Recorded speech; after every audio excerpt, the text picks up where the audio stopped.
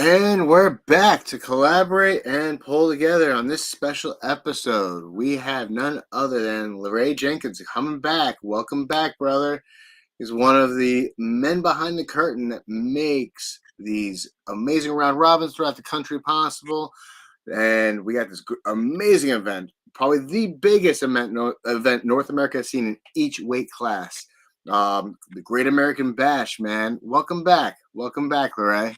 Thanks for having me, man. Always a good time.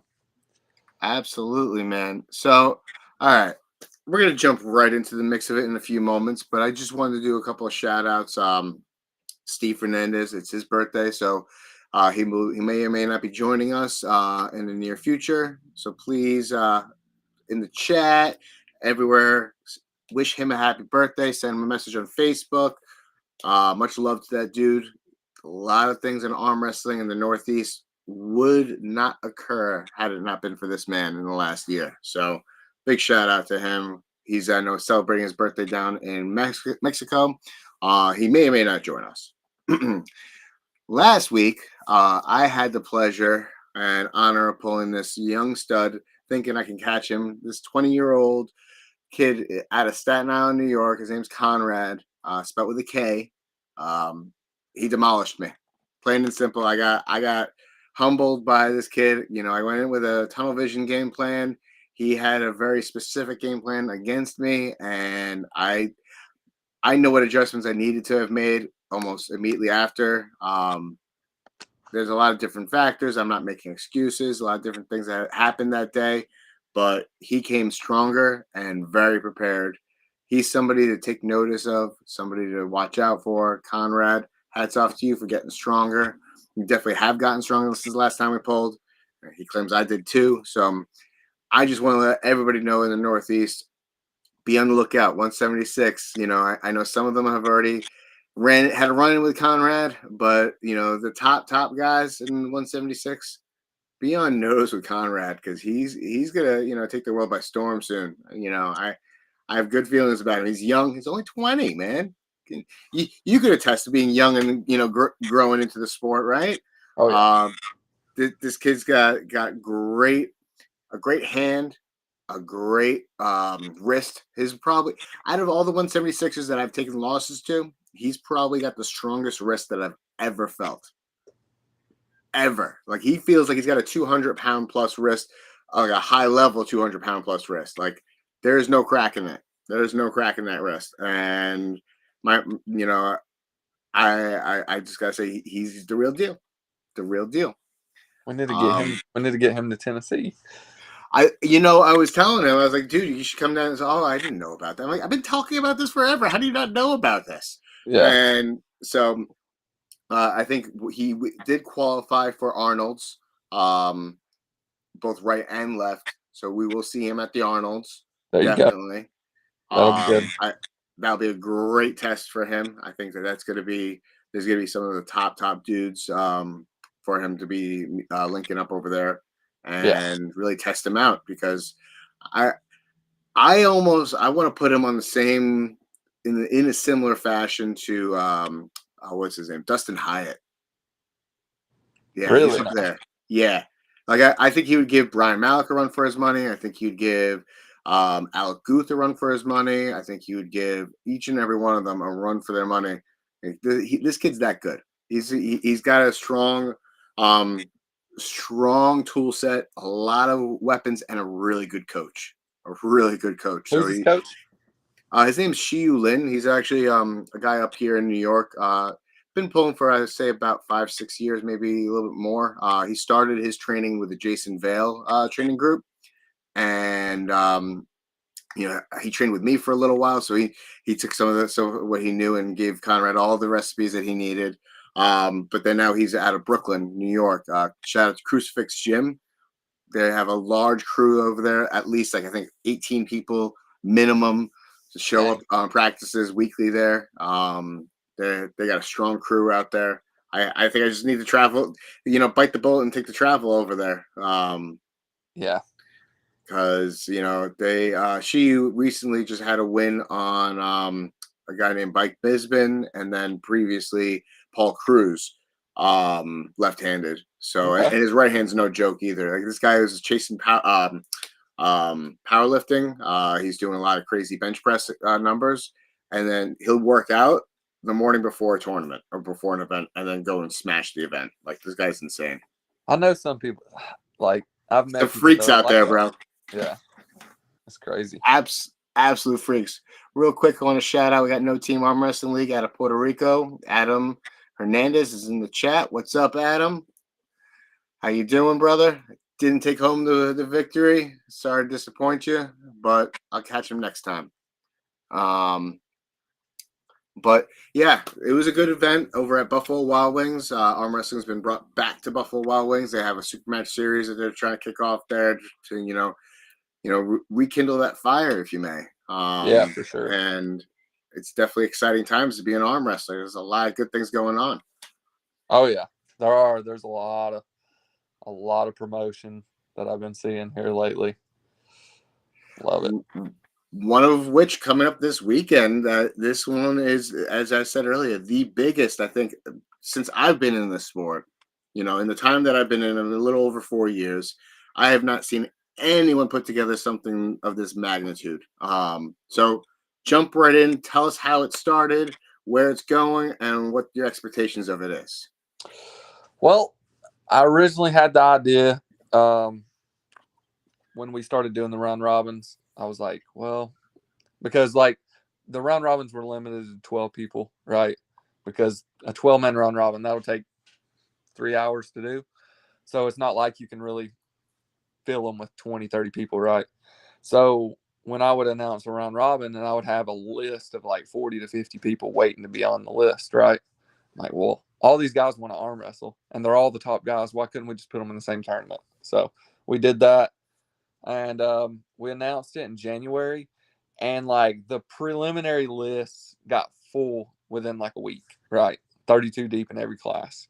Now, granted, that's just preliminary lists. We did pre-registration and, had a lot of signups, but, being the first year, I mean, it isn't going to be perfect, but it's a great concept that I think could take off, as long as more people just jump on board with it. It's going to be fun, though, man. I just wanted to get the best guys from all over the country together to pull in a tournament, like an old school vibe to it. And, yeah.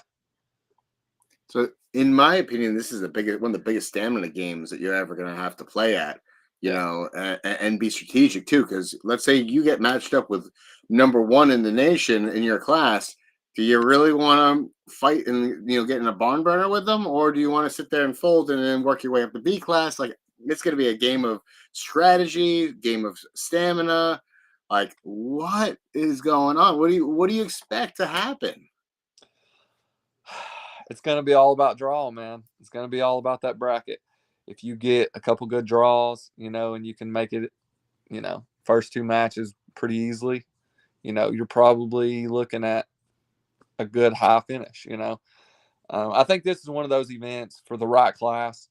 Granted, I don't know that every class will be super elite, just being this close to holidays, but it seems as if the lighter classes, they took off. They're hungry. They're full. The 54s and 76s are by far the biggest classes. So, yeah, those, I mean, they are going to have some of the best guys. 76 is going to have Justin Bishop. It's going to have, I mean, it's just going to have all the top dogs. Hunter in there, left-handed. Don't pin me against Justin or Hunter first, please don't. yeah. I mean, it's going to be crazy. It really is. It's definitely. I'm looking forward to pulling with these guys of this caliber. There's many people. To be honest with you, I was telling my team I will be happy if I make it to like the top 15, 20 of the crew. Like that will be an accomplishment in my book because I've only been at it for 4 years. I've been at the pro level for 3. And like to be involved and a part of this huge undertaking, it's so freaking cool. It's so cool. It's awesome, man. And like we all know those tournaments you go to, you finish third, whatever. It's a bronze medal. You probably throw it to the side. Like this to me, my original idea with this, if you finish top 4, you're pretty damn good. You're pretty good. I mean, Yeah. even top 10, really. You know. That I would say so, because these guys are, all of these guys are nestled up to the top 20 and around the top Yeah. 20 in the Yeah. nation to begin with. So if you're up there, that just shows like you're up there and you belong at the top. There are some guys who I am looking forward to pulling. I want to pull. I can't wait. I hope that Alec Guth and I get matched up. Um, and I hope that there's a guy, I think out of Texas, Heath Christie or Chisty or whatever his name is.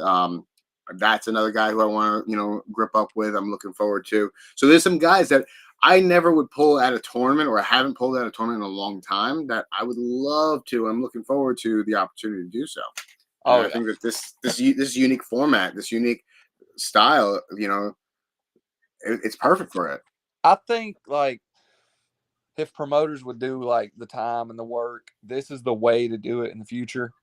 Is like the pre-registration type deal, because you know who you're going to be pulling against, right? And like it kind of takes a life of its own when you start seeing certain people register for it. It's an event. You're like, well, dang, everybody's going to be there. I need to be there.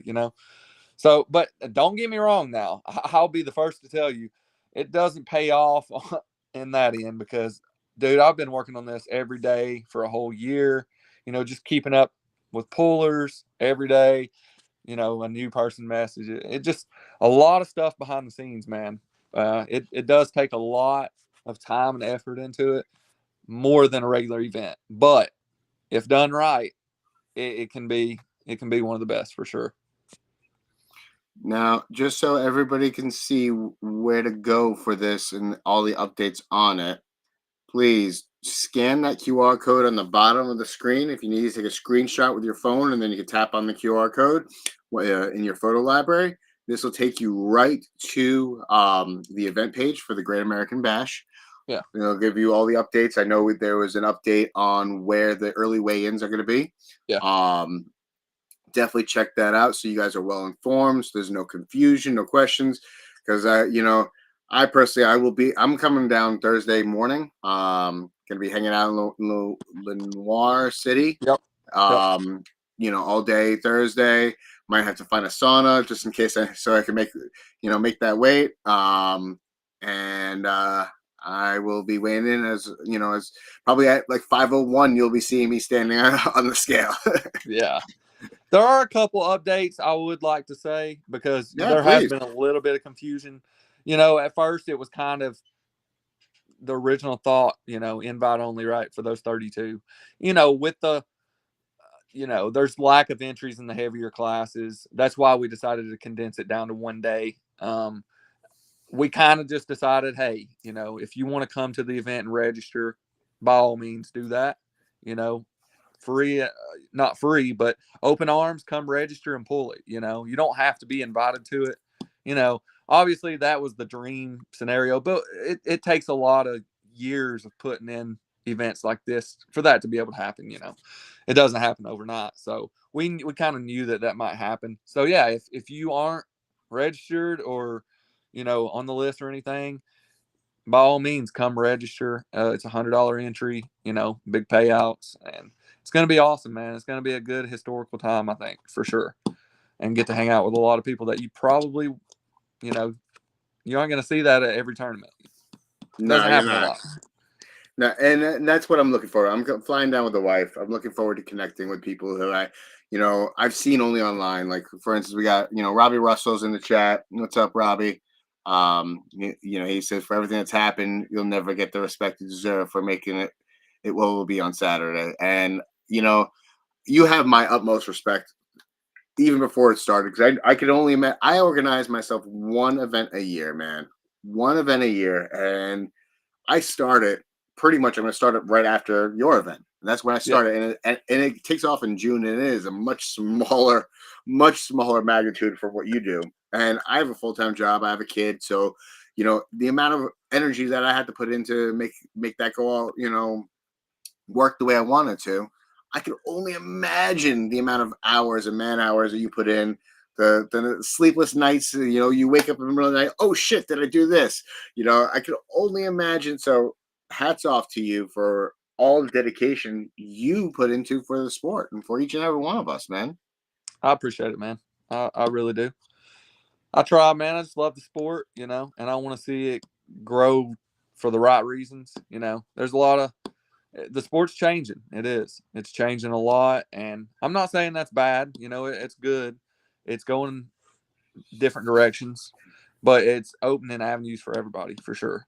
And yeah, there's a lot of room for the growth of it, right? yeah, There's a lot of different entities that are growing at the same time. Some of them have difference of opinion, and that's okay. You know what? Difference of opinion allows for an area of discussion. I mean, it allows for area of improvement. yep. Hey, you know what? Person may have a better way to do this than I did, or you know what? I'm doing this just fine. Thank you for your advice, but have a nice day. Yep. There's room for it all, and everything in between. Real quick, we got Sean Moore in the chat saying, "What's up? Looking What's forward up, to seeing you Sean? this weekend." Yes, sir. And we got Luke Polsher in the chat saying, "Hey, what's up, buddy?" What's up, man? John Hutchinson. So, okay, I was talking about this before we went live. Normally my left arm shows up when it wants to, shows up, it does what it does when it does it, and I have almost very little say on it. This last week, it felt comfortable, felt strong, felt powerful, but that is not a telltale sign of how it's going to perform on Saturday. Yeah. However, I do want to say it is going to perform on Saturday thanks to the man, John Hutchinson, in the chat. Big shout out to Garage Grinders Gym out of Florida. This gentleman gifted me and sponsoring my left arm entry. So thank you so much. Big shout out to you, John. Appreciate you. Much love. I hope you're liking the new job, man. Hey, I'm glad you said that because, with the way we set this tournament up with the pre-register, right? Entries got paid early. That locks your spot in, right? And we kind of made it clear, after the deadline, there aren't any refunds. That money's allocated to staff, and all that stuff. But we're all family. We work with people, right? So I can't tell you how many times like there has been quite a few people, that can't come, right? That's already paid. And they're always willing, hey, we don't want our money back. Give it to another arm wrestler and let them experience this tournament. Like that says a lot, for people to do that. And like, let's be honest, $100 entry is probably the highest entry you're going to find, At first I was kind of hesitant. I'm like, I don't know how people are going to feel about this, but let's just do it. And it seems like if it goes to the right reasons, people are willing to do it, But yeah, I just want to shout out. There's a lot of people that have done that. Hey, give my entry fee to somebody else. That's cool, In today's world, that's very cool. In the spirit of the holidays, I think that is right on the nose of what we need to be doing. Paying it forward. If we can't do something, we can help somebody else accomplish their dream as well. And like I'm going to be putting my best foot forward left arm, right arm too, but my left arm has a little bit more fuel now. Like, someone else is I'm there in not just pulling for myself, but now I'm pulling for another entity as well. So that kind of gives me a little bit of inspiration. Yeah, it's going to be cool, man. It's going to kill me not to be able to even grip up with somebody, man. This sucks. Devastating, man. Well, we can grip up left-handed. Yeah, we can go left. I suck left, but at least I'll have my fix. Hey, listen, as I said, my left may not show up, or it may show up for all we know. I might be able to give Hunter Knopf something. I don't know, but you could tell there's one arm that is a favorite arm. You're like me. I mean? Yeah, you're exactly like me. Yep. There's one arm that is clearly the favorite of the two. Yeah. So, and then the other thing is John Hutchinson. He actually handed me my first loss this year. So that speaks volumes. That's how I met the man. I met him at a match in Puerto Rico, down in January. So at the very beginning of the year to the very end of the year, this man's been a part of my arm wrestling journey, and I love it. That's one of the coolest things. this community brings people from all different areas together under one roof, and you're right now making it happen for the entire nation. I love it. Trying my best, man. Trying my best. We got Dan Centrella, one of my training partners and my video guy, in the chat saying what's up. This guy has been a high energy, awesome dude. He's actually got, really into, he gets so excited with the camera. His enthusiasm is next level. He just joined the sport a couple months back, like 7, 8 months ago, and talk about being bit by the bug. He's in it to win it, man. It's because of him. It's a perfect segue, by the way. How people don't we have a lot of people practicing out of the garages, they at their homes, home gyms and whatnot. Well, this man, he actually has a buddy who owns a gym. His buddy's name is Anthony. He owns a gym, so if anybody wants to follow this man's Instagram page, he's a personal trainer. It's not just any kind of gym; it is a strongman gym, and it's called Clean Cut Fitness. It is for strongmen to come in and train. They do those log lifts, they do fireman carries, and all the sandbag lifts, atlas lifts, all these different types of lifts. And he hosts his own strongman event. And he's merging arm wrestling and strongman, and he's actually giving us a dedicated space for arm wrestling training. We've been training there for the last couple of weeks now, and that's going to be the new Pit Crew's home. That's been the new home, and we're going to be there for a little while. It's exciting, and it's going to be actually not just a place where we train, but we're going to have events out of there. They have a pretty big facility that they'll be able to house events for us, and I'm excited for that. That's dope.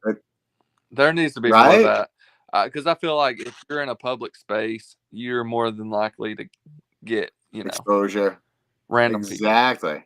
Yeah, exactly.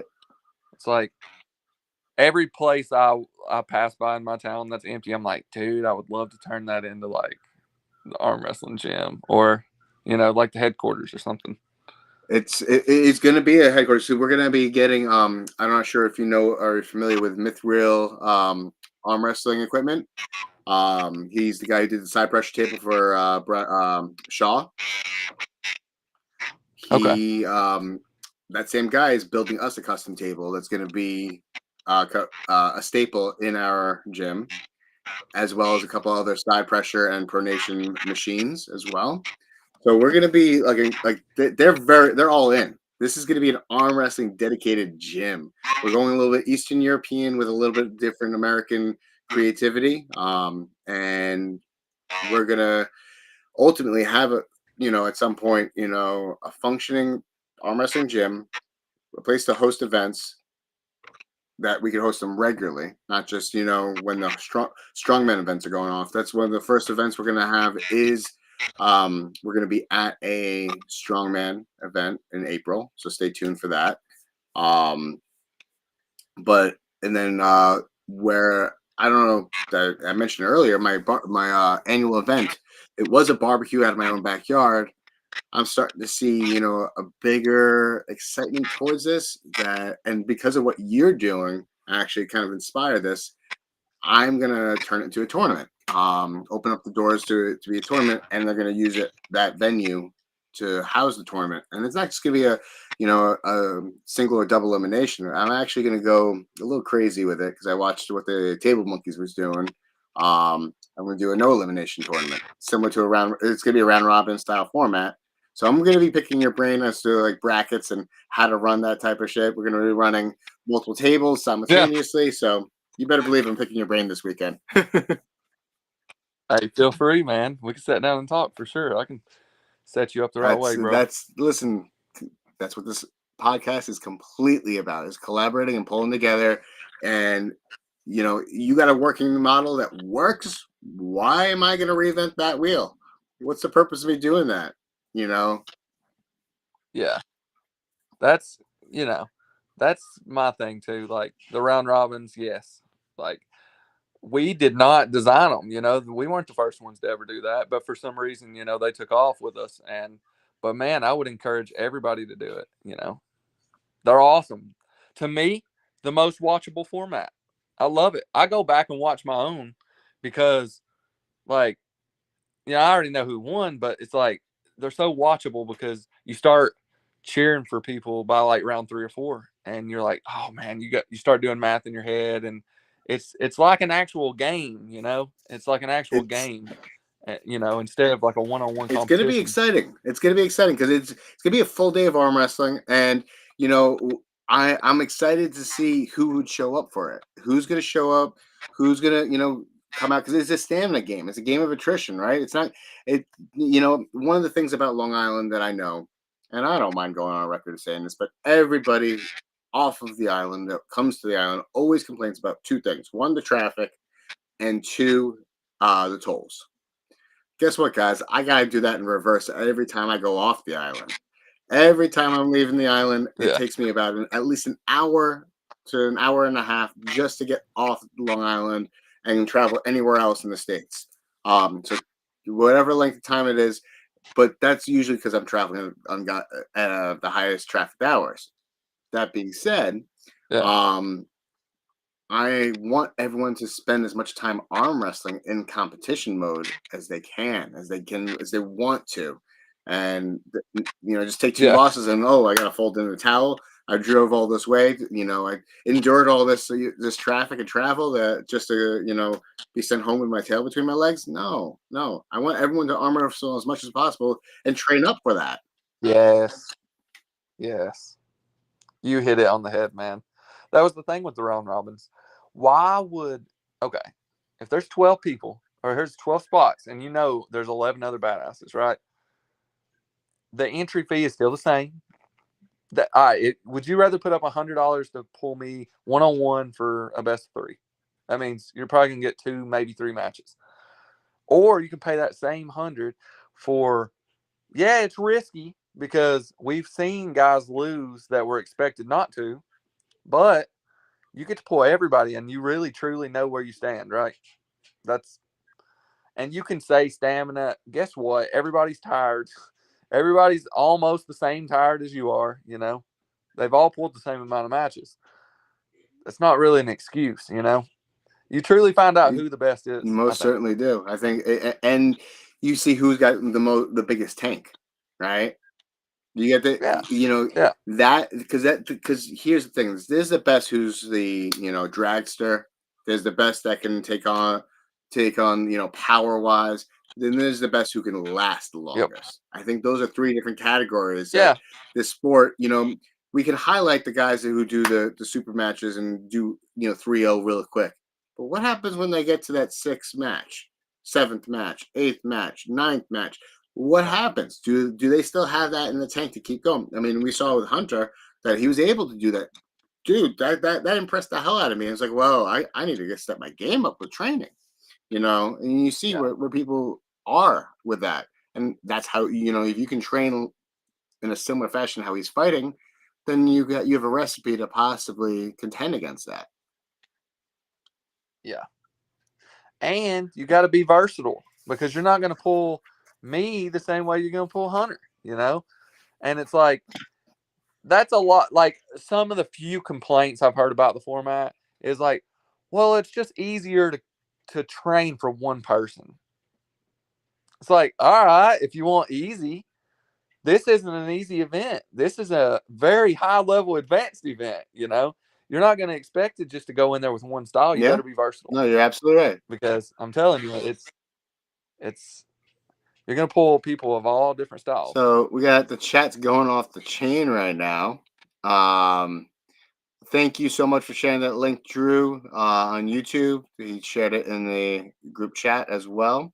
Ryan Bo Bellinger is saying, Laray, you demand. Um, let's see.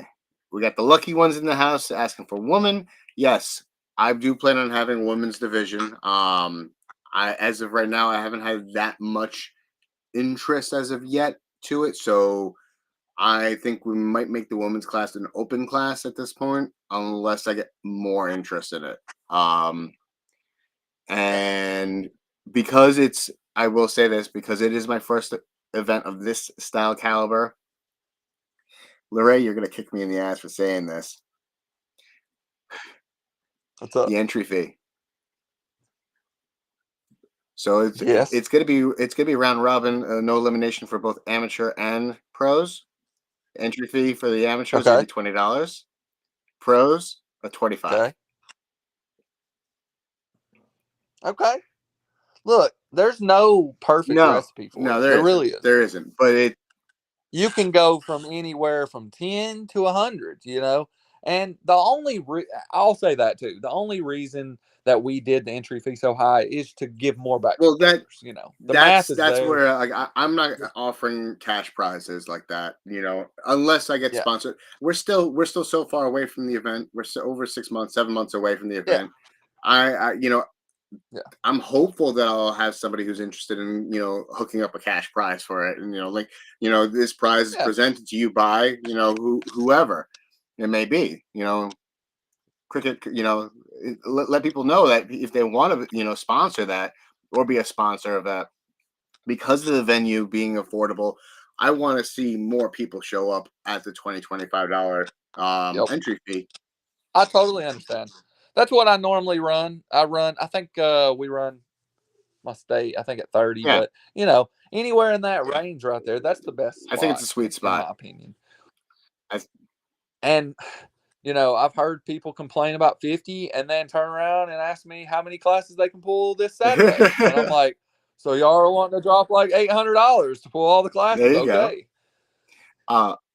But it's just crazy. We also got Tim Talmadge is in the chat. I just Yeah. want to say he's saying what's up, and he's saying good luck for your event this weekend. He also is having an event this weekend. Yes, sir. For Yeah, man. those in the chat want to know how to check that out, this is actually straight to his pay-per-view, because not only is both of these events are not only going to be live for people to show up live, but they're also going to be both pay-per-view events. So we got one in Washington State, one in Tennessee. We need you guys. If you can't make it to the event, buy the pay-per-view. That's how we can keep going with these. We can make them even bigger and better than the previous years in the future. So please purchase the pay-per-view. They're not expensive. Tim's event's going to be off the chain too. I saw he's got a lot of good super Oh, matches. hell yeah.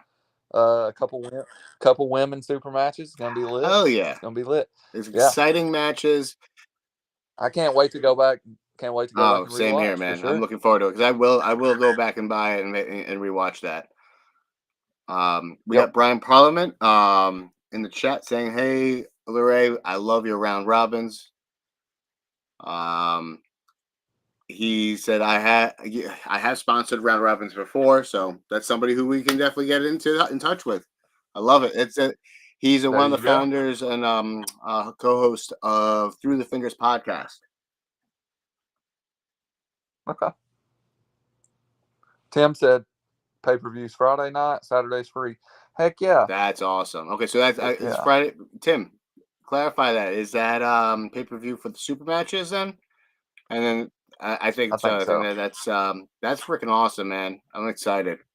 I'm excited for all things arm wrestling because not only that. So we got this upcoming weekend, right? But if that wasn't enough for the month of December, the week following, we got King of the Table. So this will take you to the live and pay-per-view links. The live links to purchase seats, because this is happening in Atlantic City in Bally's Casino, not too far away from me. I actually plan on being there. I'm gonna be there rather. I'm excited for what's to come in that and what that's gonna bring. Arm wrestling, myself, my crew, connecting with people of the highest caliber in our sport, and as well as meeting some guys that I've never thought I would ever meet in this lifetime. Brian Shaw and Eddie Hall. Those guys are hysterical. I watch them all the time. So getting to meet them in person, I'm excited for that. I'm very much excited for that. Oh yeah, that's gonna be a good event. Anytime those big promotions make their way over here in North America, it's just, to me, it's different. It absolutely is. They're cool. They're cool over there. Don't get me wrong. They're awesome. But it's like when they come to America, it's like, I don't even know how to explain it. It's like you got the biggest Super Bowl surrounded by the biggest sports loving red-blooded Americans, and we just eat it up, man. We just eat it up. That you couldn't have put it any better, man, because that's so true. It's like, Yeah, the excitement of the strongman community. They love the sport, right? I don't know if you've had an opportunity to yeah, train with any strongmen or link up with them on a table, but they love yeah, the impact of it. Um, yep, I happen to love their energy and their excitement because it just furthers my own. Um, yeah. It's cool, man. so not to look too far forward, I'm getting something up while we're talking, but I want you to tell us: is there anything else coming up next beyond this for you? Um, are you talking about as far as Yeah, promoting promoting, wise? competing. Once you heal up, obviously. Oh Yeah. yeah, let's talk So, about that. Let's talk oh, about that. Let the community know what yeah, happened. Why? Well, we won't be seeing you in a yeah. little bit competing. So, me and Robbie Russell. Everybody knows Robbie Russell. Yeah, he's like my big brother. We live in the same town. Um, so anyway, we decided it was a great idea to join an adult flag football league. That's just what we do on our off time, right? We like doing that stuff. So last game of the season, Robbie's at quarterback. He throws me the ball, jump up to catch it, wrestle for the ball, break my pinky, bad, like pointing completely sideways and down. Like I almost threw up when I saw it. I look at first I was like, it's a pinky, bro. Pull that thing back in place. I'll go about my business. Nah, man, no. Yeah. So I lay on the ground. I tell Robbie, I'm like, Robbie, dude, just grab it and pull it, bro. Like, just pull it and see if it's just dislocated. And he pulls it and it goes back in place. And when he lets go, it just falls right back out. Like, it looked gross. And I was like, oh no. I swear one of the first things he said is, you ain't going to be pulling December 7th. And I'm like, yeah. So, anyways, I'm out of work for 8 weeks. I got to have surgery, get pins put in it.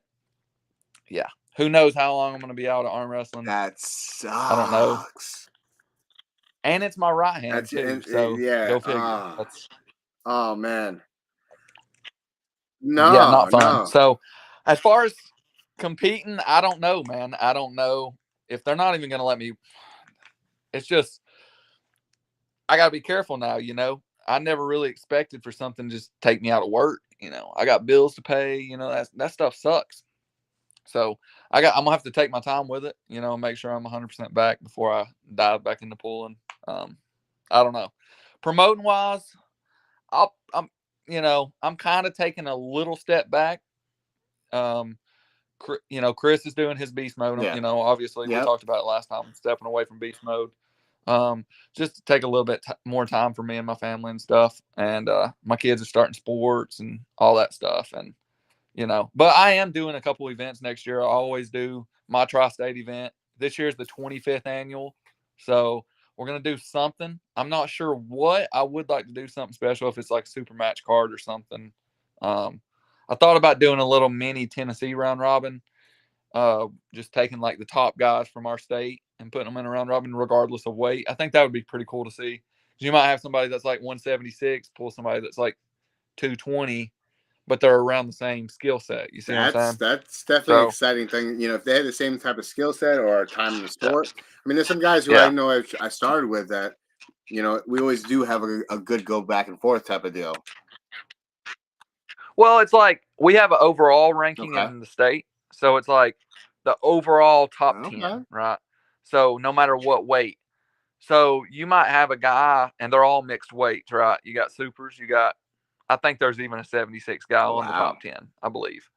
So they're all around the same level. Robbie's in there, obviously. Um, I don't know if they got Tim Bresnan. I think he's kind of asterisk Mm-hmm. by, he ain't really pulling yet. But yeah, I think that would be cool to see. And then, obviously state next year. I always try to do something big for that. Um, but yeah, I don't know, man. I'm always open to doing other things. Obviously, my mind's always spinning on doing the next cool thing. I would like to do some more round robins. We'll just have to see how it goes. I know Chris is going to do. I think he has intentions on doing the round robins next year. So we'll see how that goes. I know he's got the women's. I think the women's is already booked. So that'll be pretty cool. But yeah, I'm just going to take it as it goes, man, I guess. Go roll with the punches, right? So, yep. couple. It's hard for me to be like what I was telling you earlier. Like it's gonna kill me not to even be able to just grab somebody right-handed. Even like I'll go to a tournament and on the way there I'll be like, well, I'm not pulling today. I'm banged up, and I get there and I'm pulling 3 classes by the time the tournament rolls around. It's just that's me. So it sucks being injured, bro. I've never been injured like that. Yeah. To the point of no, I can. I've never had any serious. I don't know what I would do if I was ever injured like that, man. I don't know what I would do. Yeah, it definitely does. So we actually got a question for you, by my buddy Dan. How did you get your start in arm wrestling? I know we covered it last time, but for those who are just tuning in, go ahead, jump in. So it's in my blood, man. My uncle, he got started with a guy named Glenn Presley. He's a legend. He arm wrestled with the Burt Whitfields, the Ron Bass, Johnny Walkers. He got my uncle involved in it, and he ended up taking off and being one of the best in the country, and ended up going to London in 1987 and he won WAF Worlds. He got a gold medal in there in the 76 class, and so yeah, he ended up getting my dad into it, and then my uncle passed away in the 90s, so my dad kind of came back out and was like, hey, we got to carry arm wrestling for your uncle. So yeah, my dad held tournaments for 30 years. And once I got, I started when I was 5, like legitimately training, and, eventually I got the age where he was like, I know you want to hold these tournaments, so here you go. And so that's awesome, man. Being a legacy puller like that, it's royalty right there. Arm wrestling royalty. Yeah. Everywhere I go, you're Ray, son, right? I'm like, yep. Yep.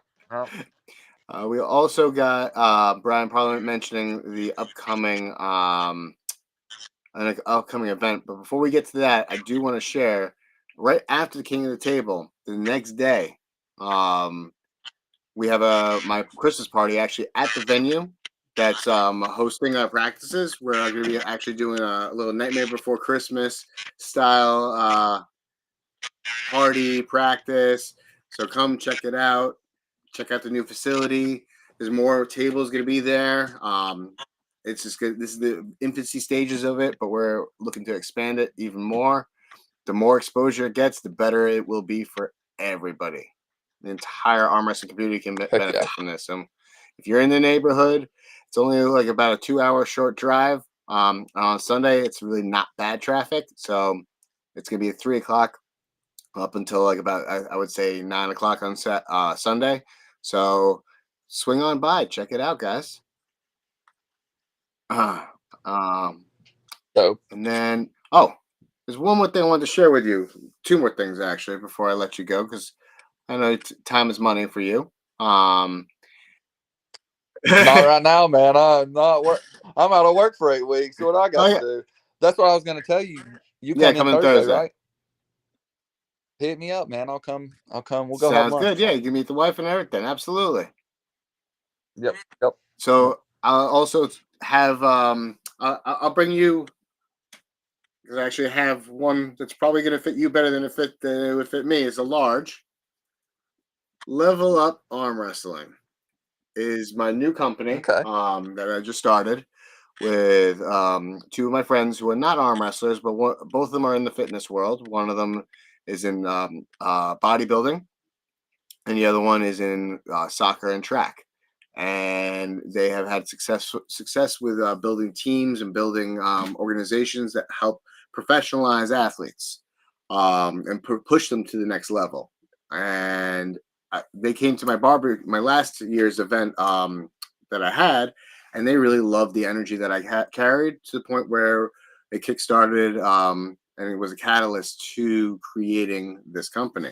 And what it's going to be about is bringing arm wrestlers, professional, amateur, to a different level. Let them know that there's a different way, different ways you can get sponsorships, different ways you can look at recovery, different ways you can look at fitness, and compare notes, contrast notes, and it becomes like an eclectic way to get better in the sport of arm wrestling, and on and off the table as well. So I'm really excited about the rollout of this. We're just getting the ball rolling now. You're going to see a lot more things and affiliations that we're going to be doing. We're going to do a lot of partnerships on events. We're not going to be taking over any promotions per se, but we are going to be, you'll see us parallel to the sport and help elevate the professionalism that a lot of, you know,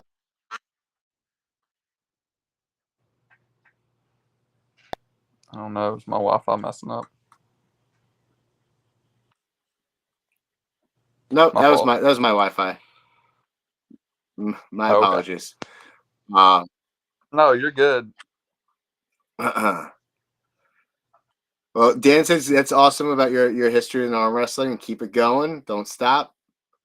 And we got Robert Kelly in the chat. Yeah, I know.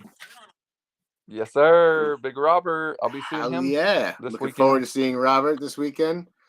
This weekend end. Anyone who wants to buy the pay-per-view, um, I should have had a link prepared.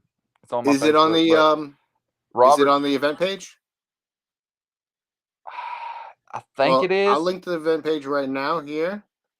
And then people can go ahead and go to your event page, and they can go ahead and click on that link there. Yeah. This will just take them right to the event page, and it should be you should be able to streamline. If it's not on there, there he goes. Robert just dropped it. Armwrestling.live. Robert's running the pay-per-view this weekend. Robert's one of the best in the game. So excited to see what he can do with it. There you go. Armwrestling.live, ladies and gentlemen. It's right there on screen. Write that down. Text it to yourself. Look at it. Google it. Buy the pay-per-view. Get the pay-per-view. We need this. Yeah, this is the first time we're doing a pay-per-view at one of my events. So we'll see That's how it goes. awesome. I'm excited. That just shows this is growth right here. The fact that you had expressed interest in it, and you're testing the waters with it. I think that right there is a pure example of how much the sport is growing. Well, so with the round robins, we always did free, right? And like, so many people would come up to me and be like, dude, you are like leaving money on the table here, by not doing this. People will pay to watch this. And I'm like, I understand that. And it's bad business on my part by not really caring about the money. It was just more about getting people to see it. I never really cared about the money. It was more so getting eyeballs, because to me, that's more important. But if there's a place for both, then we'll see, and I trust Robert with it. Robert knows what he's doing. Oh yeah. We talked, and he thought it was a good idea. So hey, we'll see. I gotta say, Robert, somehow we gotta figure out how to do this. I'm telling you, also as a promoter, I think you'll appreciate this as well. You give each athlete that's participating in any of your events that's on the pay-per-view a special link. That right there just you incentivize your sales force right there.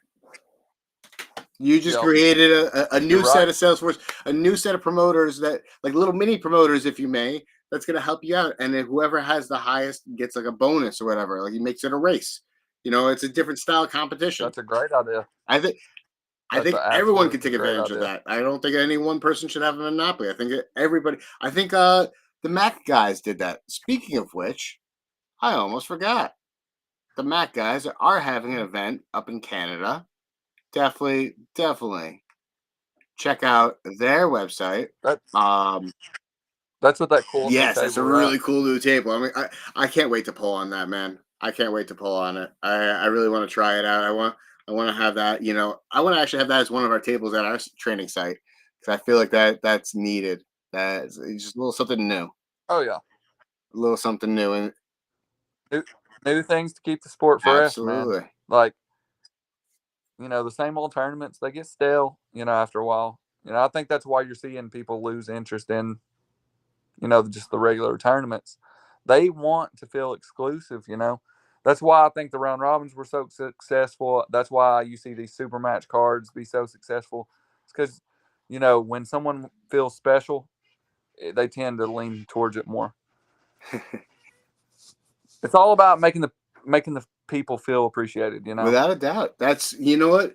That right there, if you have the smallest appreciation, a simple thank you sometimes goes a long way, and it creates that camaraderie that we love about the sport. That attracted me to the sport in the first place. And I gotta say, I'm excited to be there. And Lucky actually said there's several people who wanted a shot at Laray. They're gonna be fairly disappointed this weekend. I know 54 class is going to be crazy too, because like there's so many good people in that class, and it's like, let's see what.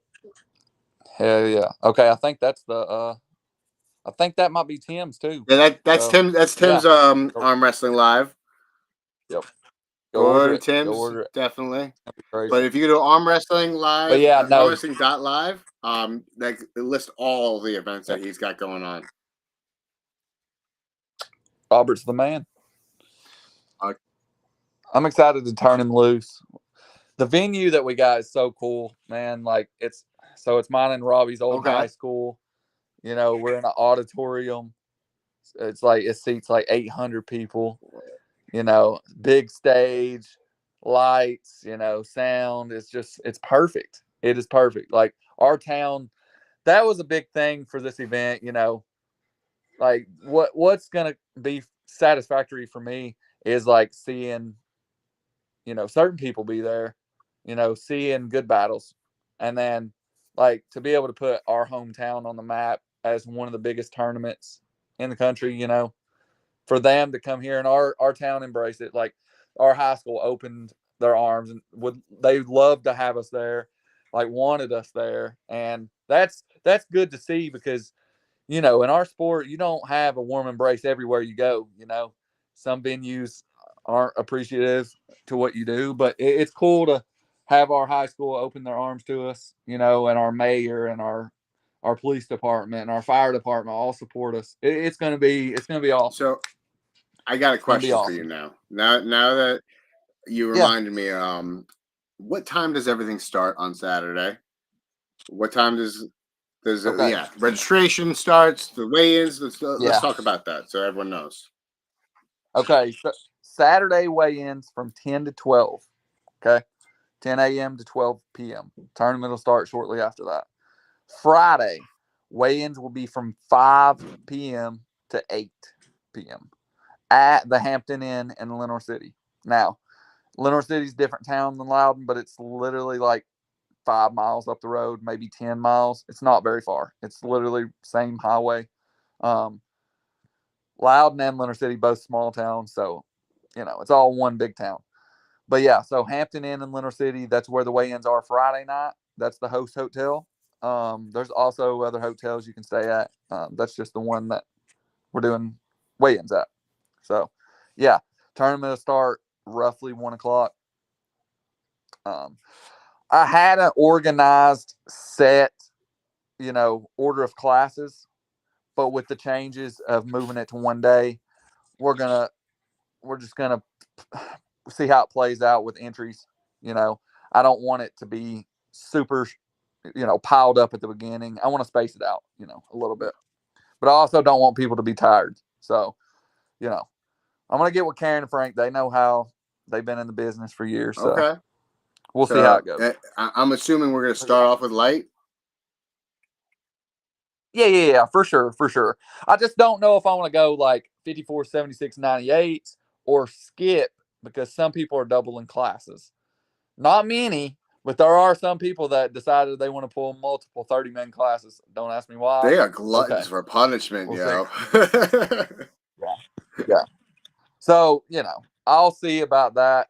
But yeah, we're starting with the light. And I think one thing we are going to do for sure is when that hand finishes, we're going to flip it and we're going to go right into the next hand, so you don't have an adrenaline dump after sitting there for 3 hours. That makes sense. And once you get done, you can go on and eat, enjoy the town, whatever you want to do. Sit back and watch arm wrestling. You don't have to worry about competing. Now, here's my question, because this is always a big question for my events that I've been at. I Yes. love this part of the arm wrestling, probably better than the actual event itself. After pull. Yes. So as of now, we'll after pull at the high school. We're trying to get back to the hotel. You know, obviously we can't drink at the school or you can't do certain things at the school, right? Obviously. But if we can get back to the hotel to do an after pull, I think we're still working on that. But as of now, we got the school as long as we really want it. So yeah, and lots of space, lots of tables. So yeah, we can after pull as long as we want. Awesome. Dude, I'm looking forward to this event. Oh yeah, I love after pull. It's That's the best part, man. it's my Get to hang out with favorite part. everybody. It all has to listen. I enjoyed the tournament. Don't get me wrong. I enjoy seeing where I can test Yeah. myself in a tournament setting. But I just enjoy just arm wrestling until my arm wants to fall off. So like, Yeah. if I What sucks is I never really get to do it. As a promoter, I'm always doing something, man. If it's like wrapping up the event or if it's like handing out awards or cleaning up, by the time I get done, I look around and everybody's gone. I'm like, that sucks. But it's all good. It's part of the game, you know. But I have a bigger staff this go around, so I'll be able to after pull at least some there you left-handed. go. That's right, Drew. The Drew 24 is Acapulco is where I met, where Drew and I met in Vegas when I went to Olympia. Yeah. I think he asked if Corey Breslin was pulling too. Yes. Yeah. Corey is. Ah. Yeah, Corey will be I haven't seen him pull. I haven't seen him active in a while. Yeah, and so here's a little. I guess it's 90%. He told me he was, but here's a little little secret info. Tim Breslin's coming out of retirement match. He's coming back, so he is apparently going to be pulling in the supers. He said this is his comeback event. He's going to make another run at something big. Okay. So yeah, he'll be pulling. That's supers. You better watch out. You better watch out. Yep. It's going to be cool. Oh, I don't know if you did. I didn't mention it beforehand, but King of the Table guys, they are also having a contender series. I didn't know if you were aware of that, but I wasn't. The Friday before King of the Table.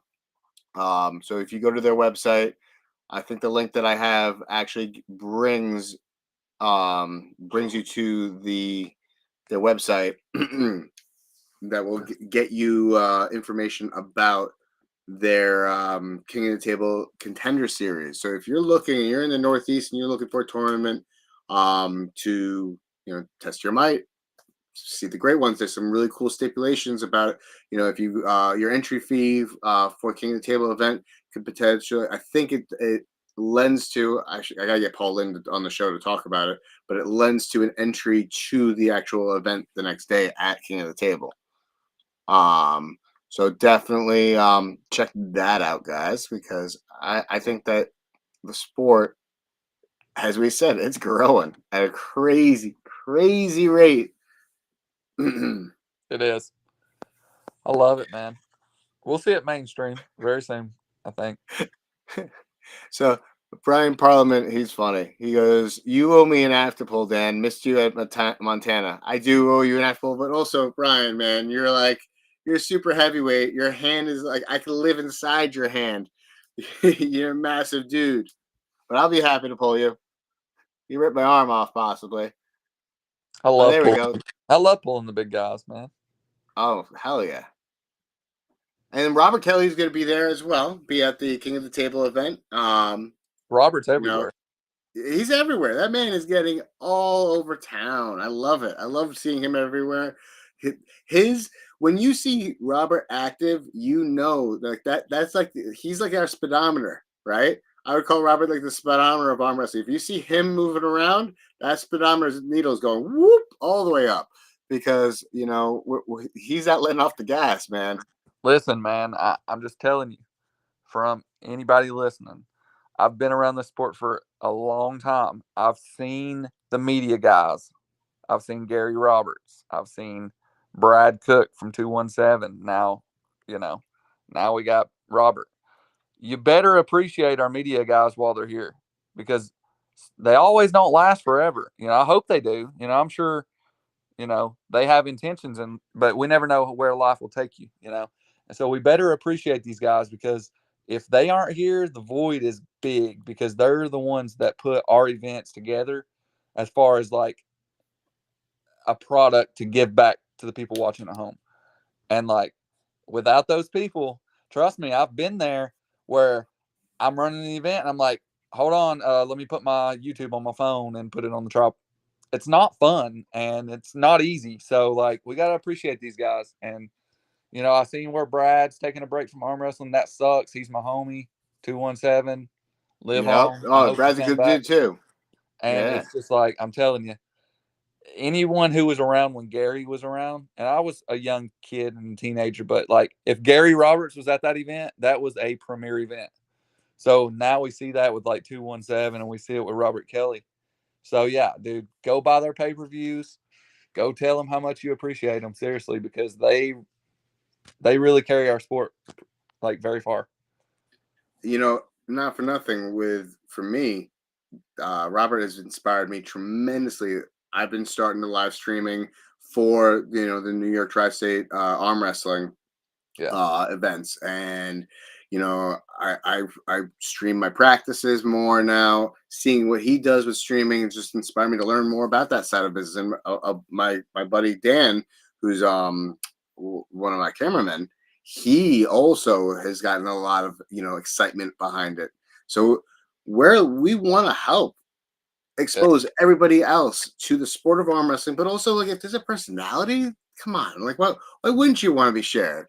Yeah. There's some hidden gems in our sport, man. You got some comedians, some really funny guys, some freaks of nature that sometimes they don't know how to get out there. So if you need to be highlighted, I'm happy to help you out. I'm happy to bring your brand to light, if you may. The Streams media, are hard. yes, they are. And I've only did the little simple one camera Facebook Live, YouTube Live, like I couldn't Yeah. imagine running multiple cameras, multiple mics. Like, yeah. Nah. I mean, the last couple ones I've competed at the same one running the stream, Yeah. and it requires a completely different mindset. I'm not necessarily there at the table competing. I'm sitting there thinking, is the camera right? Did the live stream crash on me while I'm standing at the table? Like, I got all these a million and one thoughts going. So that's one of the things I'm really happy about this upcoming weekend. I don't got to think about that. I don't got to worry about that. All I got to worry about is arm wrestling and ripping off my opponent's arm. Yep. Yep. I know what you're saying, man. Yeah, we did this thing when I first started my YouTube channel, right? That's when I kind of built a little team that we would get together at my house and practice. And like, I would film everything. I would film the trips. I would film hotels. I would film everything, conversations. And it was like a little mini series. It's on my YouTube channel. Go watch it. It's so fun. I go back and watch it sometimes just to relive the memories. And it's like, I wish more people would do that, because like, that is something like, if I seen it on Netflix, I'm clicking it, bro, because like the not the fake stuff, but it's like people put on a persona when they're in a camera. We don't really want that, man. Just be No. yourself. Yeah. Like, if the camera's on, don't change, keep it raw, right? You go back on my episodes on that little series on my YouTube channel. You'll see like a lot of raw stuff, a lot of conversations. We didn't edit a lot of stuff out. Those are the type of stuff that was so fun to create. And I wish other people did it, because, I wasn't even that interesting, right? Imagine if everybody did. I would watch everybody's, man. I would watch everybody's. Did you tune into Steve Fernandez when we went to Montana? We did I think exactly I what you're did. talking about. Y'all were on the was it like a bus thing? We were on a bus. We did a hot springs. We did, we were in the house I don't together. know that. I don't think I saw it all. I really don't. I'm gonna have to go check it out. Go check it. It's on his Facebook. Steve Fernandez. Definitely check out his Facebook. That's exactly his idea with going to, taking a bunch of people from the tri-state area to another state and another area. So cool. And we record the trip there. We record the interactions there.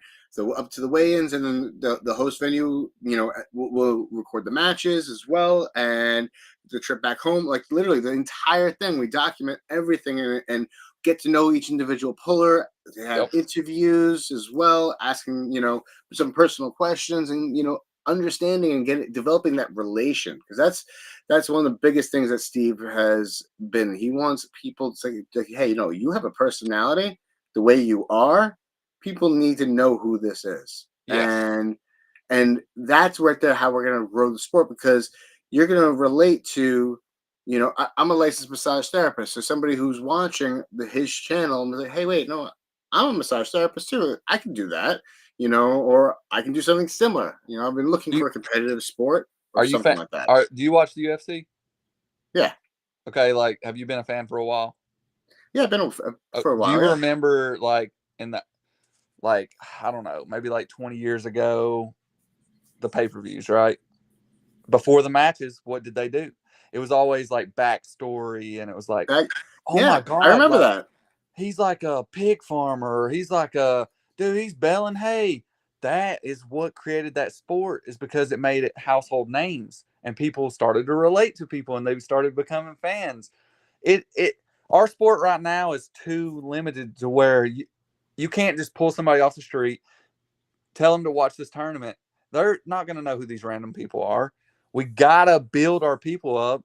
We have a lot of characters. And when I say characters, I don't mean fake. They're real characters. No. There's so many different characters that I've met in the sport, bro. And it's like everyone's genuine.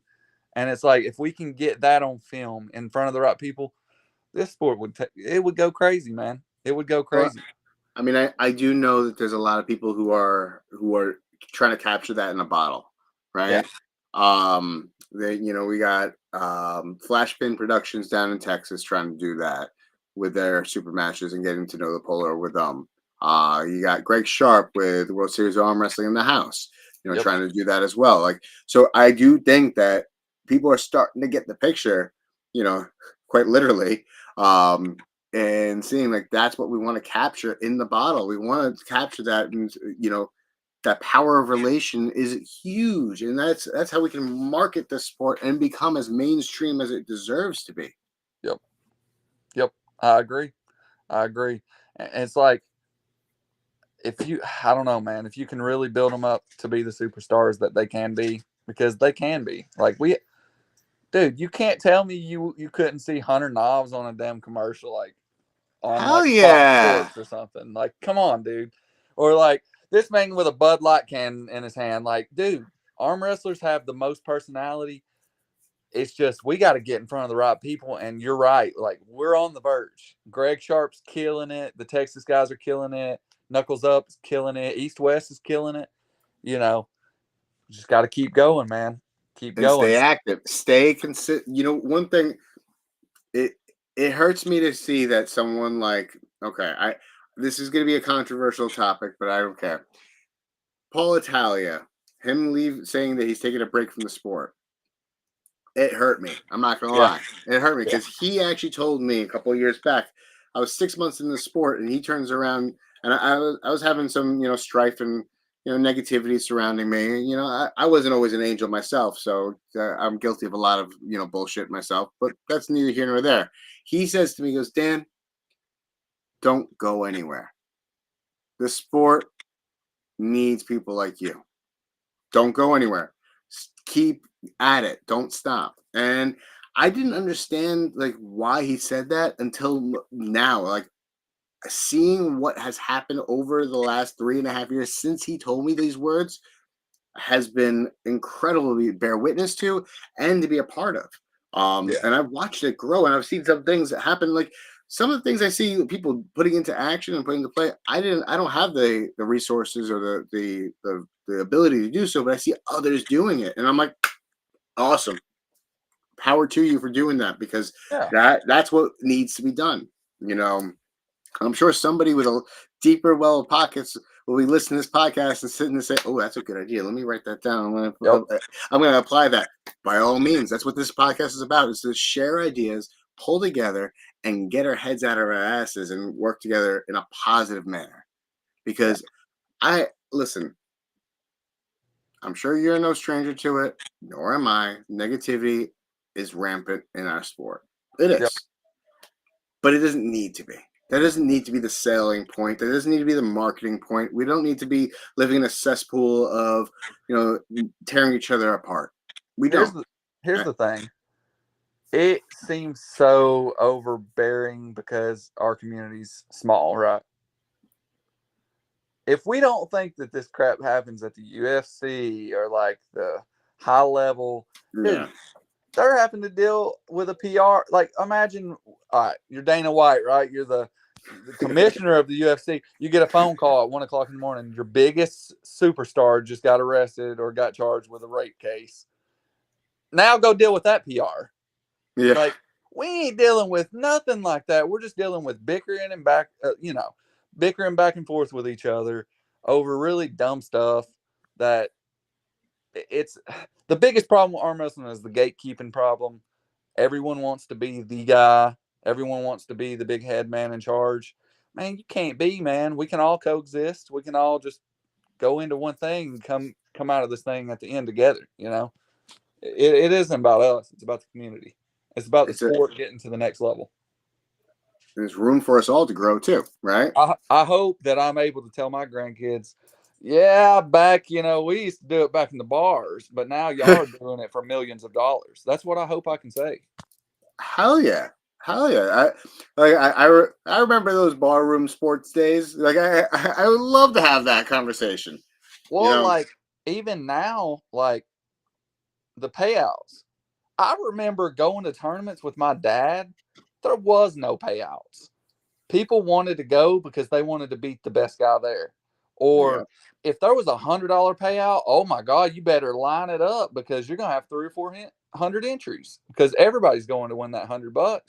And it's like now, and I get inflation, whatever, and the economy is what it is, but the money is exponentially grew for the sport.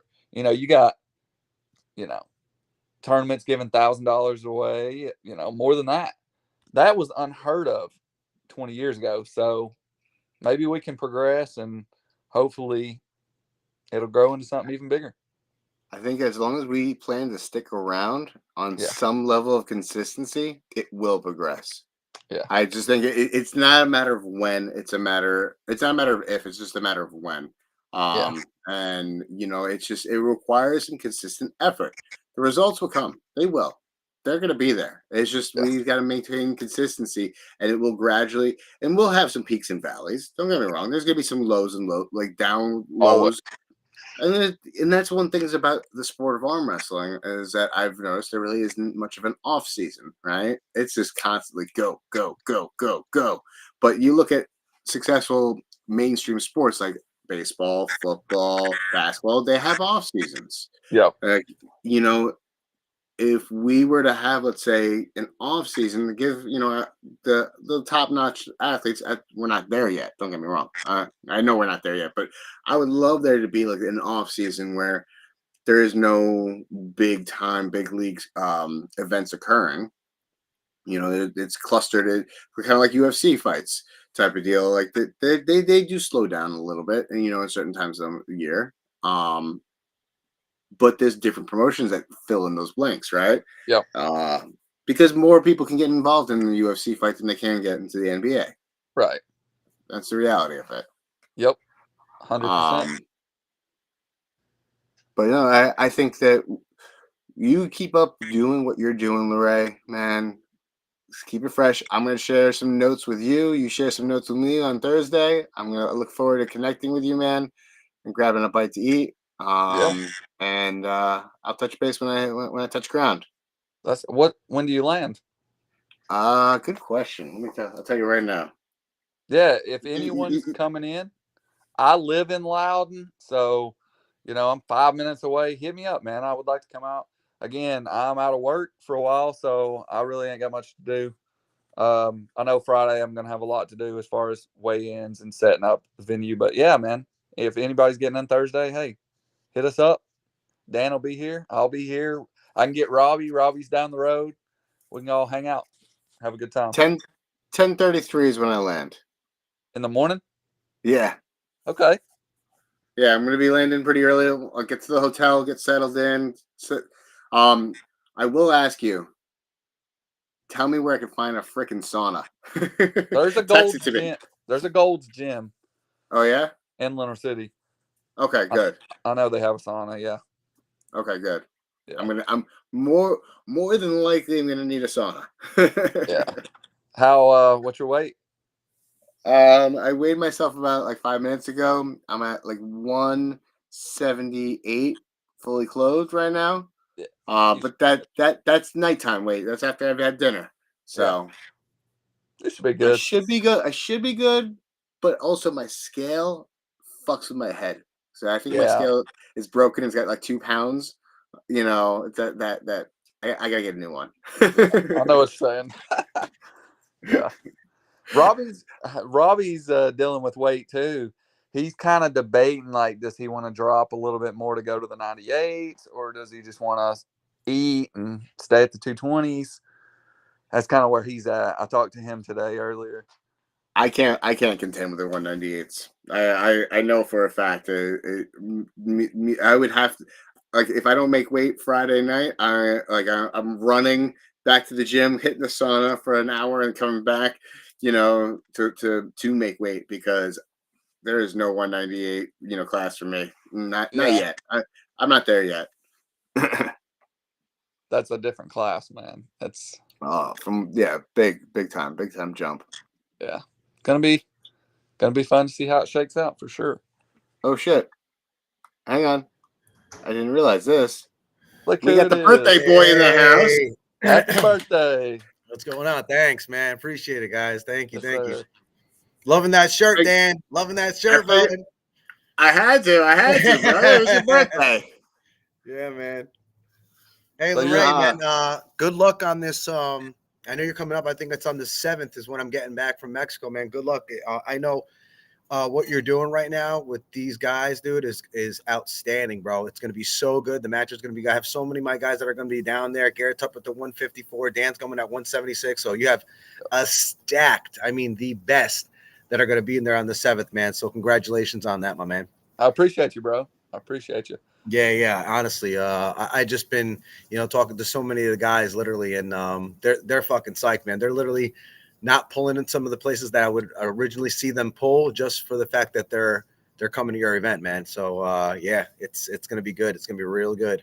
That's awesome, man. That's what I wanted. I wanted to get the best from everywhere, all the regions. Not just one little spot. So and it sucks because there's some guys too. I'm not sure if was Conrad invited by any chance at 176? No, I didn't even know who he was, honestly. No. He's an absolute fucking monster, dude. Laray. Monster. He's an absolute beast at 176, man. So he's going to be a problem to deal with now. I was going to say into the future, but he's a problem to deal with now. So he's just an absolute monster, an absolute beast.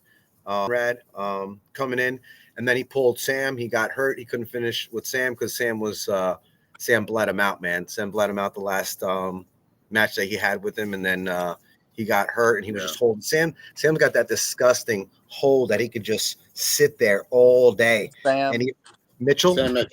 Oh yeah. He's a 165 guy. Yeah, he's a beast too. Yeah, he's an absolute monster. But same thing, the guy that I brought to Montana, Sam. So he was holding him, and from holding him, and Conrad doesn't have that, that latent experience and 4 to 5 years experience like Sam does. So he's trying to hit, and Sam is just leading them out little by little, and slowly you could see it. It's bringing him back, and I'm sitting there going, "Oh man," I'm like, it's getting worse But he got hurt. But either way, Sam won the match, obviously. But yeah, man. Dan, also too, you did a great job. I know prepping for Conrad, and honestly, it's these young guys, that are coming in that are absolutely phenomenal, just like that. Hey, let's call it spade a spade. He's a freak of nature. Yeah, I mean, he really is, man. He doesn't really have too much either, legs at all. His solid weight is like 170 pounds up top and 6 pounds on his legs, dude. He's an absolute stick at the bottom, and he's just I had to make him weigh in, just for the fact that he looked like he was 186, 188 pounds, man. He looked like bigger than the guys that I seen him compete at 187 to 198. So he was shredded. Dan, you saw him, and he was, yeah. He's a true specimen. And, he's got, as I said, he has an amazing training partner who has like a Good really team. He's got a great team. Great team to work with, but like a great coach. Shiyu is very knowledgeable. Talk about super heavyweights. Beware of Shiyu Lin. Beware of Shiyu Lin. This guy is straight ninja on the table. Yeah, right and left hand. Yep. He's a double threat. Monster. He's an absolute monster. He's really, really good. He just beat Mike Bisman, and Mike Bisman has just been getting better and better with his left. And Shiyu just took him to town, man. It was a strong win too. It was a strong one. Strong. What do you guys think the deepest class in America is? Like, it has to be the 76ers, right? I'd say so. I'm a 176 guy too. So is Dan. And what are you, Laray? I'm 54, but I pull both. Yeah. But yeah, I'm a 54 guy. Oh no, we're losing them. Oh no. That's that Mexico Wi-Fi. The Mexico Wi-Fi. You gotta pay the pesos, man. You gotta pay the pesos. I think 76 has to be the most. It has to be the deepest. Right there. Yeah, he looks very concerned by what he's seeing. He's like, that's a great picture, though. Happy birthday, Steve. Happy birthday. Blink if you can. If you want us to sing "Happy Birthday," okay. He didn't blink. Nobody wants me to sing on that. I think I broke a screen earlier. I sang him "Happy Birthday." Yeah, that's funny. So he just hopped out. I don't know. He might hop back in. Oh, but so I'm looking forward to seeing you. I told Steve you should change your flight pattern to come to Tennessee. You got to pass Tennessee anyway to get back up to New York. Just jump out, bro. Just jump out. Just grab a parachute, jump on out. Yeah. Oh, there he is. There he is. He's back. There he is. Lost you for a second, man. I think you got bad Wi-Fi. Yeah. Steve, you there? Oh, another concerned face. Jesus Christ, that's even better than. He looks very disappointed. Oh, there's some motion right there. Right here. You guys hear me? A bit. We can hear you. You have really shitty connection now. Yeah, I know, dude. It's shitty connection. I know. I gotta send you the frozen face pictures, man. They're hysterical. You look concerned. You're like,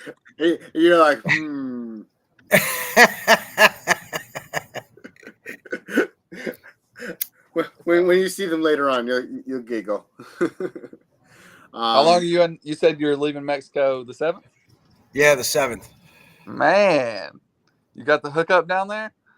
Yeah, I'm not gonna say I don't. Yeah, I do, man. Yeah. Heck yeah, man. That's good.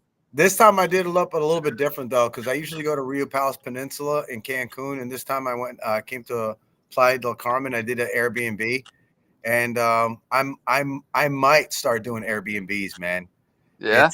It's just, look, I love the resort and I love to go down and eat and everything all inclusive and stuff, but I got a woman here, man, and she, cooks 10 times better than any of the food that's made at the resort. Number one, she loves doing it too. You know what I mean? She's the one that said, why don't we, get somewhere to get some food? I'll cook for you. I'll do everything. And I was like, at the same time, so now I don't even have to fucking go anywhere. Yeah. She eats all the food. I'm sitting here in my fucking jacuzzi, literally while I'm talking to you guys. You know what I mean? And I'm oceanfront view right now. And instead of me having to go down there and get dessert, I could just be like, babe, give me the fucking cake that we just got from, so it's like, it's a little bit different. It's a little bit different. You know what I mean? And everything's beautiful, but it's like a different feeling though. I'm not going to lie. Being at a resort and then being at an Airbnb is a little bit different because, at the resort, you're in a specific spot at the beach, and you're kind of have that secure. You know what I mean, security's all around, police is all around, Marines are all around all the time. So is it safer? I definitely feel like it too. But being in this specific area, it's all these rooftop pool, jacuzzis, and everything like that. So it's all pure resort. So there's cops around all the time, Yeah. and it's literally like I've seen more tourists than I've seen actual Mexican people here, bro. Yeah. Because this is such a touristy area that all you see is German and Polish and Swedish. A lot of Argentinian people, which is crazy. I didn't know there was a lot of Argentinian people around here, but it's just a very touristy area. You know what I mean? So, which is great because we went on the beach and I was like, you know, I don't want us to be like the only one or two people on the beach. We go on the beach and there's Argentina, and you could tell with Argentinian because they're drinking mate. So it's a certain thing that you drink in Argentina, and when you're drinking it across the fucking country, it's because you're an Argentinian dude. You could just tell. You know what I mean? Yeah. So, and she pointed them out. She was like, they're Argentinian, and I'm like, well, I'm like, look what they're drinking. I'm like, no shit. I'm like, you're right. You know what I mean? And I'm hearing them talk, and I'm like, then this other guy walks by. She's like, the guy was German. I'm like, yeah. I'm like, so is this couple right here. Everybody was from a different country. It was ridiculous, but we weren't at a resort. It was just right on the beach on just like the regular walk. But they literally bought out. These had to be a billionaires, you know, obviously buying out all these properties because they're all done up. They're all almost done up like the same rooftop pools and jacuzzis all around. That's all I see. Like in the morning, I wake up and everybody's watching the sunrise. And they're jacuzzis in their fucking pool, bro. You better take pictures and videos of that. This man living the lavish, brother. Yeah, dude. It's definitely a little different. It's definitely a little different than when I was doing it in Cancun. And Playa del Carmen is definitely it's a nice spot. It's a really nice spot. Everything is so close too. Everything, whatever you need. It's like the 7-Eleven is a block down, and it's not a true block. It's really like a half a block, bro. So everything is very close. The pharmacy is down the road. The pizzeria is down the road. So it's beautiful out here, man. It's gorgeous. First time I've been here in general, but Cancun. So is that where we're going for the next arm wrestling outing? That's what I was about to say. Where's that? Well, I'll tell you this much. I was looking for a couple places to pull down here in Mexico. So I wanted to reach out to a couple guys, see if I could jump over there to one of their practices or something like that. Even though I'm a little worn out from fucking Buffalo Wild Wings, I'll still want to pull a little bit. You know what I mean? Laray, do you know anybody down in Mexico other than Hector? Because that's the only guy I know. I don't, man. They don't live in Mexico now, but if you got in touch with Alan Guerrera and Luis, they might know some people. Yeah, I don't know who those guys are. We'll be. I don't want to spoil anything yet. You know what I mean? Because we still got to put this together. We might do something in Puerto Rico before we go to Florida. But this is all, you know what I mean, from people that I've been talking to, like Miguel Rosas and a couple of different people in Puerto Rico. But it's all depending on money. You know what I mean? Plain and simple. If we're going to go down to Puerto Rico, we're going to bring down the full team from 154 to 65 to 76 to 87, all the way up even to women's. And I told them that. And if we're able to do something, then, you know, a bet between every single puller, so we can go down there for another $5,500 bet like we did with Montana, then I think it would be well worth it to go. You know what I mean? So, but we really got to see what these guys, you know what I mean, if they can bring, top-notch pullers. I know Puerto Rico does have them, but do they have them all the way streamed from 154 all the way up to the heavies and even women? You know what I mean? So we do. You know, when we have, I mean, some ridiculous pullers. I mean, all the way up from even 154 with Garrett Tupper. That's actually going to be in your place, Laray. You know what I mean? At 154, Garrett Tupper is a monster. Yep. 165 is going to be Sam Mitchell, and he's going up against, I think, Zach Lee. Battle the Tri-State 2 in February to see they're going to battle for that position, that number one position going to Florida for Battle the Tri-State for the City Slickers. So he already knows that they're already going to battle it out. My phone's I want to say who I want to win, but I know it's going to be a good event. But everybody's battling out. Even 176 Flip is going up against Adam LeMay for that 187 spot. You know what I mean? So Dan's going to be at 176 because he beat Roy. You know what I mean? And he beat him lovely 4-0, no problem. So he takes his spot. So but yeah, all these battles are going back and forth, and even Jason Ciardi is battling for his spot at 198, and he's going up against Wade Roberts. You know, Wade Roberts is an absolute fucking monster. You know what I mean? At 198, Yep. so he's going to have some. That's going to be a good match. They both beat each other back and forth, so it's going to be every single match that's going to be qualifying for Florida is a ridiculous match, I would say. And some people are stepping down, lower weight, whoever lost like Roger. He's actually coming down in weight. He's not pulling at 240 or 230. He's pulling at 220 now. And we're probably going to have Dan Ciapoli at 230, Paul Cruz at 240, 243 plus will be Steve Walker. So it's going to be a stacked card. Absolutely. I'm And the looking match forward to it, man. for our women. You know what I mean? That's going to be good. Yeah, we gotta nail down that location, the date, and It's going to be end of April, May when it's going to be, I think. Gotcha. Be sure Okay. May, beginning of May will probably be the best time to go. So we're probably going to end up doing it then. Same thing, party bus. This time, much bigger place. So we don't have to deal with the same shit that we deal with in Montana, you know? So. Well, I'll tell you now, but I'll tell it to you again when we get the dates are up in the air. The May 16th, I am out of commission that weekend. That's my buddy's wedding. I'm the best man at that wedding. So, No doubt. May 10th, that weekend before that, though, that sounds like fun. Catch a Florida tan before a wedding. Hell yeah. Heck yeah. Yeah, man. That was going to be good. Then after Florida, I think we'll do Texas. After Texas to California. Oh, we can't leave Tennessee out of that because I know Tennessee's got some crazy pullers, and we got Laray right here on screen. Or we could do Tennessee too. Instead of doing Texas, we could do Tennessee and just go straight to Laray. We can do Tennessee. Tennessee's only is what a 10-hour, 12-hour ride away. Yeah. So we could, in theory, do a ride if we wanted to. We got them in every weight class too, man. He froze again. There's him another one. Hey, that might be his profile picture right there. I missed that. He came back. We missed that. Damn it. That was a good one too. That would have been your Facebook profile pic, man. You were like Don Steve over there. He was just like.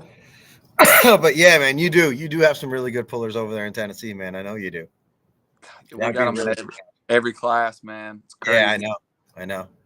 That'd be really good. There's a guy, Dan, you're gonna have to meet him. He's pulling the 54s, but he's 17 and he weighs 140. And when I tell you, people are gonna know who this guy is this weekend. He's like the best kept secret. His name's Justin Daughtery. He's good, dude. Where's he out of from? He's from Tennessee. Oh yeah? Yeah. And like, you know, I'm pretty highly ranked. Kills me. Easy. Wow. No questions asked. He's the best 54 in the state easily. And he's 17 and he only weighs about 140. How long has he been pulling for? Since he was about 14, maybe. He has another brother. He pulls with Landon Anderson and Dalton Baumgartner and Quentin Murray and all them. That's what I'm saying, man. He's got those guys, though, too. You know, besides this, he's got a few years underneath his belt. You know what I mean? He's got those guys that are teaching him, too. You know what I mean? All those guys are under 21, too. That's what's crazy. Yeah. It's nuts. So they're good, though. They're real good. Very. You know a guy named Jeff Weir? Yep. Is he still active over by you guys? I haven't seen him in a minute, but he used to practice with us. Yeah. I actually went to high school with him. He's my high school buddy. Oh, yeah?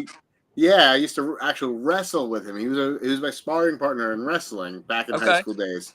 Yeah, I know he came up here right before my Kevin Palco match. And we did a little bit of training. And he was giving me he's like, oh yeah, let me know when you're down there. And I just tried messaging him, but I don't think he's active on social media. So if you can get a hold of him, let him know I'm swinging down. Okay. I'll see if I can get a hold of him. Yeah, he used to practice with us. Me and him, we used to battle maybe 5-6 years ago for sure. Strong dude. Oh, strong dude. Very strong. Very strong. Tenacious. Hey, Laray, you have Palco going down? He was supposed to, but he got a king of the table match. I was going to say, I was gonna say he's probably gonna pull a king of the table. Yep. Yeah. Well, he's got a Which match at King of Table. I get it. Yeah. I completely understand. That's kind of one of those things that He's on that card, which you're not that's turning freaking that, awesome. you're not turning that down. I Nope. figured though you did try to pull him though first, right, to bring him down. Is that what it Oh was? yeah. Oh Yeah, yeah. I figured you would. He paid his entry and everything. I completely understand. Like that's one of those Yeah, things. dude. You know what I mean? I would get it too, man. I don't get, there's been a lot of people that's paid and, they've messaged me and they can't make it. I understand, man, especially this close to holidays. I understand. Yeah. No, I get it. Same thing. I had Wayne pulling for me with us at our tournament, and Wayne Withers, and he was supposed to pull. He still showed up. He's a good friend of mine, so we still hung out and stuff for a few days, and we went to the city and stuff, and we had a good time. But he just couldn't pull that day, you know what I mean, because he was pulling that Knuckles Up, I think, 2 weeks later. Yeah. So, he ended up going to Knuckles Up, you know what I mean? But it is what it is. I think he pulled up against Mega Mike. And but yeah. It is what it is, man. If you're gonna get paid to do these things, man, I mean, I completely understand, Oh yeah. I used to be like the type of promoter that just wanted to get everybody to this event, right? And but now like there's so many events and so many opportunities, you can't really focus on that. You just gotta go with the flow, and whoever, makes their way down here. You can get as best as you can, get the best guys you can, and that's it. You can't just really, argue about it too much. Yeah, when I was doing the round robins, it was like that was a big focus because every now and then we'd have somebody drop out, and I would always stress about it, like, oh, I got to get the best guy, and then eventually it took care of itself. Most of the time, it was a guy that we didn't even expect to jump in there and then do well. Nice. But yeah, it'll be a fun time, man, for sure. How many pullers do you got in each class? About 25, 30? So that's what I was telling Dan. The heavier classes, I don't know why. I don't know. Maybe it was light. It was originally on Sunday, but the heavier classes are not deep. Like I was gonna say, they're light. Yeah, they're like 10 to 12 so far, but we opened it up to open That's been happening, man, lately, even with tournaments, bro. There hasn't been a lot of guys in those heavy classes. I don't know why, man. Yeah. But we did open it up to where, you can register the same day. So hopefully those classes will pack. But like the 54s has 32, I think. 76s has like 27, I think. So, that's prepaid, pre-registered guys. Michaels to come down at 54? I asked him. He got on the list originally, but he never got back with me. So I don't know if he's making it down or not. Damn. Yeah. I know he's an absolute monster at 54, bro. He was originally in our 54 round robin, but I think he had a death in the family like 2 days before the event. Damn. So he couldn't make it. Yeah. Yeah, he's really good. Yeah, Chris Michael's is good for sure. Yeah. I've known about him for a while. I was trying to get him a fucking match with Rome Grom. Roman? Yeah. And he's Rome? Rome. Yeah. And Rome couldn't make it. He's actually having a kid in January or something like that. Yeah. So congratulations. Roman he'll be here this weekend. Oh yeah? Yeah, he's gonna be pulling the 54s, I think. I don't think he's pulling both. He might, but I don't think so. Nah, dude. Even then, it would be a waste to try to pull at 65. Or are you doing 54.76 or 54.65? Yeah. Okay. 54.76. Yeah. Okay, gotcha. Now there are some people who are pulling both classes, though. Yeah, there are some people that are. Oh yeah. I think not certain, but I think Justin might pull the 98s as well as the 76s. You know what it is? It's. I don't think it's a lot of. Imagine pulling fucking how many fucking guys, right, at that 76 class, right? Yeah. And then you're pulling 98s. You're not going to be anywhere near as strong as you were at 76 when you're going up to 98. You know what I mean? Right. Pulling 25, 30 class. So it's almost like, I don't know. It's almost like fucked up that you know what I mean, that you'd go for 76 to 198 when these guys are fresh at 198 and you're 76 and you just pulled 20 fucking guys. You know what I mean? Yeah. I don't see how you know, they're gonna do it. But Yeah, it's not No. gonna happen, bro. It's just not gonna happen. You know what I mean? yeah, No. It's, imagine me pulling 20, you're pulling 40. It doesn't. Right. You know what I mean? It's just come on. It doesn't math. That doesn't. My No, arm is. the mathing is not mathing, bro. Isn't it? I mean, No, the math is not mathing. Nope. if somebody wins 2 classes, I don't know. That would really just. If you win some classes, call me and I'll just give you a spot to wherever we need to fucking do to put something together. Because are you serious? 2 classes, you're going to be pulling 30, 40 times. Yep. You know, even just doing they deserve a bowing. If they win 2 classes, in all honesty. Yeah, at that point, I mean, something's got to give, bro. You need to be solid at 1 class and start pulling fucking East versus West or some shit like that. Because if you're pulling 30, 40 times and you're coming out first 76 and 98, at that point, it's just. Now with maybe the caliber of pullers that we're maybe that's what I'm saying. These aren't regular guys. Yeah, maybe the heavier classes Saturday, just because they're a little bit lighter. I could see. But, man, them 54, 76, 98s, I don't see how someone will do that. I really don't. There's too deep. Yeah. And it's not like it's got like 5 badasses scattered amongst 20 regular guys. It's not really like that. It's high-level guys all the way through. Well, that's what I'm saying. So you're not going up against anybody light. It doesn't really matter who you're going up against. You're fucking with the top-level guys at any – the next guy. So it's you got your hands full every single second of the. I think it's. Do you guys have that up where you guys are? Do a lot of people like pull like a lot of classes? Some people do, yeah. Some people do. Yeah, they'll pull up 3, like Chris Michaels. Like if it's he'll pull up 54, 76, and 98. So he'll pull 6 classes, and But like you said, there's a difference though, because he'll run through 7 or 8 guys out of those, and let's just say depending on the class, if you only got 4 guys or 5 guys at 54, and then you got another 6 guys or 7 guys, let's just say 8 guys at 76, and another 7 guys you're still only pulling 15 times. Yeah, you get what I'm saying? Mm-hmm. So and at that level caliber, it's not. I don't want to say diminish anybody else's how they pull, but it's not the caliber that you're going to have there. You got what I'm saying? So you're not going to be able to pull number 1 30 times or let's just say in the low end 20 times, okay?